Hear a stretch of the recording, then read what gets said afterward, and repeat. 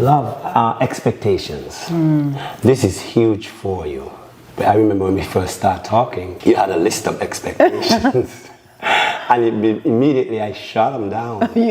I'm like, I don't want any expectations on me. But as we're growing in our marriage, I realized that expectations are important because they keep you organized and they keep you on your heel pretty much for, things that happen. What are we expecting to get out of this relationship? What are we expecting to do with our grandchildren? What are we expecting? So expectation is not only just the word expectation, but just what are your beliefs? What are your values? Yes. So it goes beyond expectation, for me.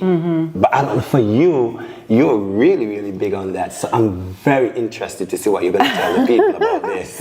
Well, I think it's important to have expectations because, again, it's important for your significant other, your spouse, to be, or in the marriage already, to know what's in your heart. How would they know? We're not mind readers. So I think it's important to express what you expect out of someone, or what you expect from each other, what you expect from the marriage 5 years in, 10 years in, 20 years in. I think it's completely healthy to have expectations, but here's what I would say, that it's important not to hold the expectations so high that you don't lend grace to each other.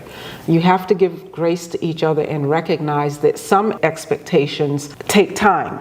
So there's a process and a time frame by which you will meet those expectations, while others are important for you to see up front. When you're coming into a marriage, before you get married, it's healthy for you for myself as a woman to know that, my husband is capable of earning a living, for example, or he's capable of leading the household, for example. And that may not be important to some women, but for me, that was important. So those were expectations that I needed to have and talk about with you prior to getting into the marriage. And so I think that expectations can fall into different categories and different spaces along the way. I know for you, you were totally uncomfortable with the subject matter of expectations and even placing any on me. Why was that? Yeah, because I just think that when you place it, for me, and that was my thinking at that point, since then I've changed because I've saw the importance of it. But for me, I just think that we put expectations on people, and if they don't meet those expectations, then they're ostracized. Yeah. So that for me is, and it could be from my childhood again, because growing up, my parents always used to put an expectation on me. You have to be great. You have to be good. You have to be exceptional. It's no in between.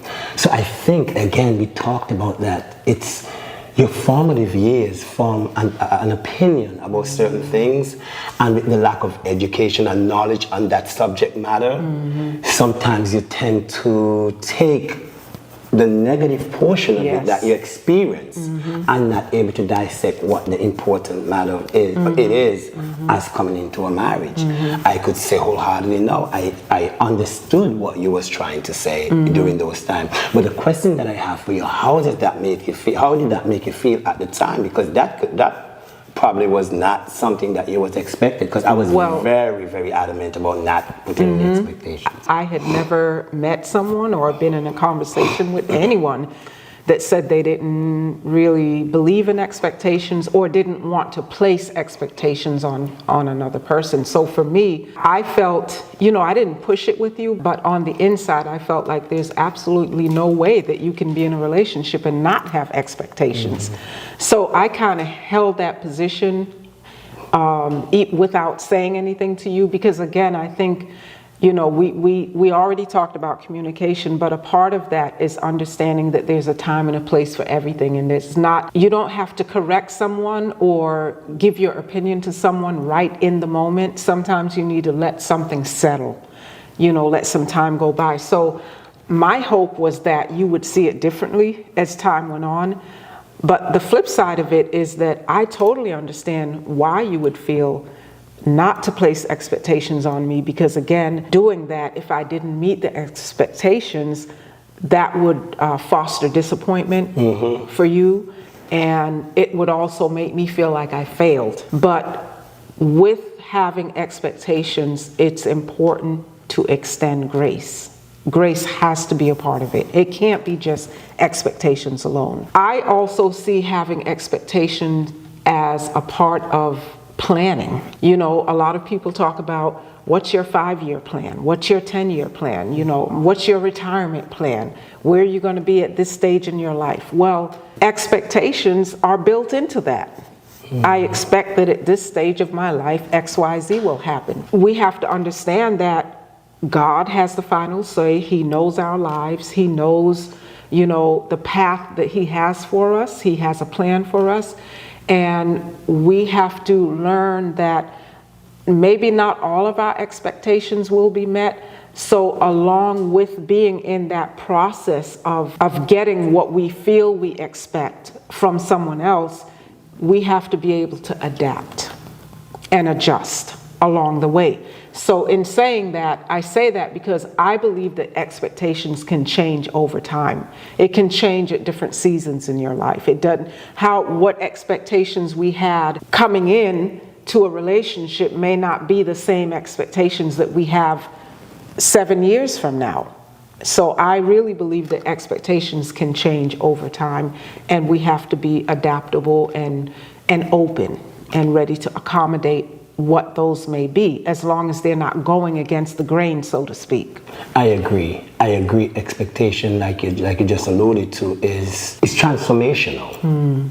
Expectation is something that, like I said, what worked for me or work for us in a season doesn't necessarily mean that it would work for us in this season. That's right. But what I love that you talked about in this expectation sphere that you're in is the planning. Yes. Because expectation is a planning process. That's right. You know, you alluded to the 5-year, the 10-year, the 20-year plan. Those are stuff that I hold very through. You know that. But I didn't place a value of expectation on them. Right. Because it's something that I do. It's something that I know I need to do in the relationship to lead us. And leading us is not only just, it's everything. Financially, emotionally, just That's the right. whole shebang. That's right. So I felt that now I'm understanding when you talked about expectation, then it had a negative connotation for me, because I just didn't want that if your expectation is not met or my expectation is not met, now it's so that was it. But now we are growing as a team, we are growing as a husband and wife, we are growing as a unit. I see exactly why expectation is important. That's right. It gives you a line. It gives you somewhere that you can look at. It gives you some substance of what you're doing with your life. You know, and even for those around you, you know, there has to be an expectation of what you expect of people that are around you. That's right. You just can't have people come into your life and be willy-nilly, or come into your life and just, you know, run amok. That's you right. need to have expectations for those people who are part of that journey. So I embrace it wholeheartedly now, and I understand the importance of it, and I can see the importance of it even in our own life as we're planning for our future, as we're planning for retirement. Again, I'm 56, so we're seasoned. Yes, absolutely. You know, so it's more important now for the expectations to grow even more, because the time is dwindling. You know, so if those expectations are not defined as we go, it's We not won't achieve. You can't achieve what you don't plan. And what you don't make a goal. And so all of those things are built into expectation. And I see it as like a standard marker. Expectation. Sometimes it may not just be that the expectation changes, but it may need to be adjusted slightly over time. And I think that people shouldn't be afraid of expectations, especially when you're coming into a relationship, especially something as important as a marriage, that you have to have those expectations and speak about what they are, because that will also help you to determine whether or not that is the right person for you. Absolutely. You know? Absolutely. And men, if you're out there, so I'm speaking right in the camera for you men who fail to set expectations and in your marriage because you can't grow. You have to be able to set those expectations as a unit, and not only for marriage folks, but for single people as well. There is a level of expectation that needs to be adhered to, or start a process that need to start as you're going through your journey. So I believe expectation is key, is valuable. We can overemphasize how important that this expectation is in relationships. That's right. Not only marriage. And when we think about expectations too, we have to realize that our expectations can be unreasonable or unrealistic, or they can be very reasonable and within reach. So the question is, what side does your expectation stand on? Because that is either going to make or break the process or the relationship. I agree, but here I have a question for you.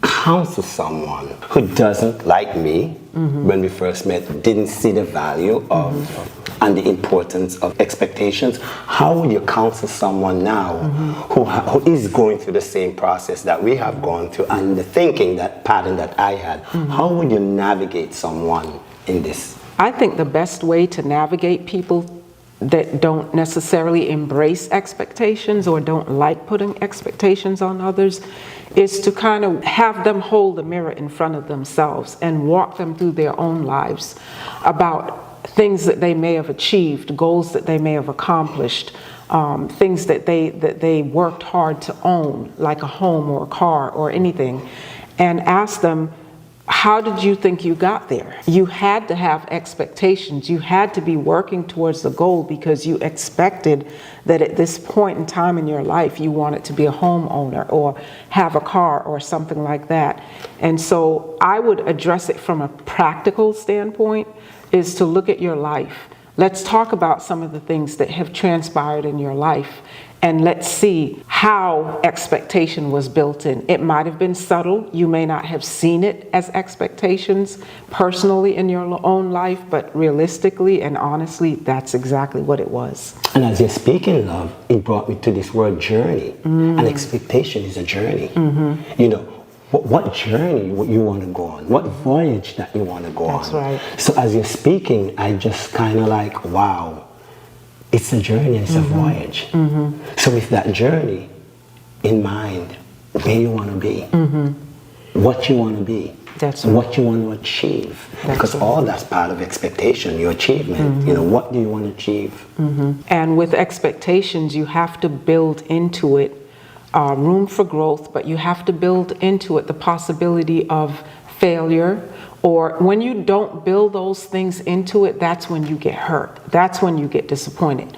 But when you realize that life, I like to say life happens, and that life happens, and that things may come your way, things may transpire that causes you for some reason not to be able to meet those expectations. You may have a financial expectation of someone, and something may come about in their life that's out of their control. Now they're not able to meet that expectation, that obligation that they made to you.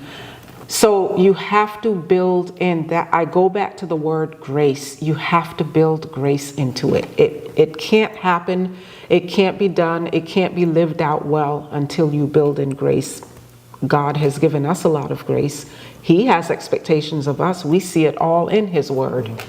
He tells us how He wants us to live. He tells us how He wants us to speak. He tells us how He wants us to carry ourselves. He tells us how He wants us to treat our enemies. Those are all expectations. What happens? We fail in a lot of those areas over time. And so, did God say, forget it, you have no more chances? No. Why? Because grace is built into it. Yes, that grace that you talk about is so key. Because again, with expectation, we fall short. That's right. You know, it's inevitable that we're going to fall short. So in those spaces where we fall short, the grace is what helps us. That's right. To navigate through that.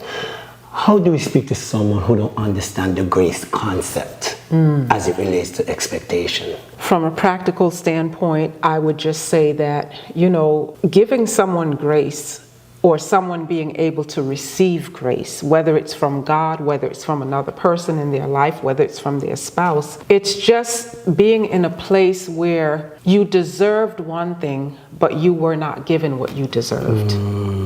Wow. A lot of us in life, we didn't deserve a second chance at something. Good. We That's didn't. good. But God gave us grace. He gave us another chance. So you can't write people off. You can't dispose of people. You have to have that grace. So for the person that doesn't really understand grace, that's the best way that I could put it, is that you deserved something not so favorable to happen to you or to be done to you, but instead, the person, because they value you and because they understand that you're human, that you're prone, there's a chance that you're going to fail. They give you grace. And so because you have that grace, you don't have to feel bad about yourself. You get another chance to try again. I agree. And that's why, for me, if I'm going to be transparent, the hesitation of that, because just the burden that comes with not living up to expectation and then what that looks like. That's right. You give grace, and I just think that we just have to be in a place to extend that grace to the people that we hold dear to, and just understand that with expectation, at some point, we would love for it to work perfectly, but nothing in life is perfect. No, it doesn't. So in that essence is where the grace should really. That's right. Parents raise children and they have expectations of their children, and their children fail all the time, but they don't disown them. So thank God for grace. Wow, that's real good love. Hey guys, thanks for joining us. We hope that you connect with us, and see you soon.